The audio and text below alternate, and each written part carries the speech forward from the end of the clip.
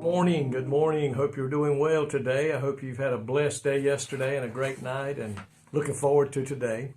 And I pray that we will be out today, whether on our jobs, wherever we may be, working for the Lord in the kingdom and leading others to come to know Him, encouraging fellow believers who are struggling, help those who may be in need of any kind of a situation. And you know what? We know that God will provide, and that's what I want to talk to you about here on this devotion. Looking in Luke chapter 22, verse 35, what God did for those disciples He sent out. It said, "And He said unto them, When I send you without purse and scrip and shoes, lack ye anything? And they said, Nothing." What had happened in the prior verses, Jesus had sent out 72 disciples in pairs of two to all the towns He planned to visit. And this is what He told them. It was kind of an instructional training mission for them. He said, don't take any money with you, nor a traveler's bag, not even an extra pair of shoes or sandals as they had back in those days. When you get to these towns that I'm sending you to, you stay in one place, eating and drinking with those people with whatever they provide. And do not hesitate to accept hospitalities, because those who work deserve the pay. So He was telling them, you go into these towns, you'll get up with somebody there who's probably a child of God, and they said, come stay with us. You go stay with them the whole time you're there. You enjoy their hospitality. You eat with them, you stay with them, and then when you leave, you go to another place. And He said, you're going to do this, and you're going to be learning. And that's what He was doing. He was training them on how they could trust God. And so when they come back, and now Jesus is fixing to send them out on their mission, on what they are going to be doing for the kingdom of God.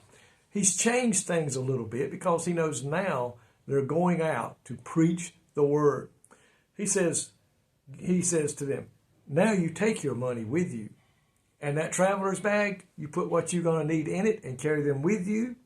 And here's the big kicker. If you do not have a sword, sell your cloak or your coat and you get a sword. Kind of strange, ain't it, coming from Jesus? What was the difference? The training mission was meant to tell them God was going to take care of them. I'm going to provide for you whatever you may need. However, now they were going in a more conventional manner. They were going out to preach the gospel to the lost. And Jesus knew, when they began to do that, they were going to come up against opposition. They're going to be traveling down dangerous roads and in areas where robbers and thieves might be hiding behind rocks or whatever. And they were going to have to defend themselves while they were out on the road. So, although they were prepared to go, and they know what was going to be coming their way, see, they had already experienced God proving to them that He would and could take care of them. Now, Jesus has done the same for us. If you're a child of God today, you're a pastor today, or a Sunday school teacher, God more than likely started you out somewhere, teaching you and showing you that God provides and takes care of His children. Maybe like me, you've heard stories from saints of old who talked about how they were down to their last meal, and all of a sudden God provided with food from a stranger.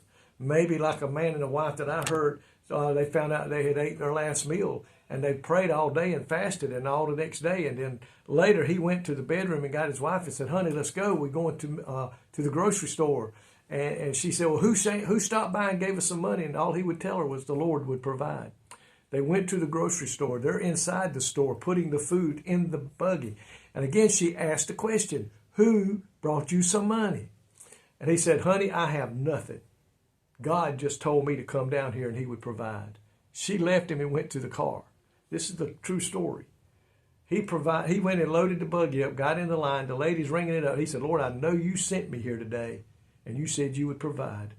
When she rung up the last item, this man walked up to the counter, and he said, how much was that total? He wrote a check, gave it to the cashier. The pastor looked at him and said, sir, do I know you? And he said, no, and I don't know you. All I know is I was in my home. God spoke to me and said, I got a servant that is in need. Told me where to come. And when I walked in the door, He said, there he is.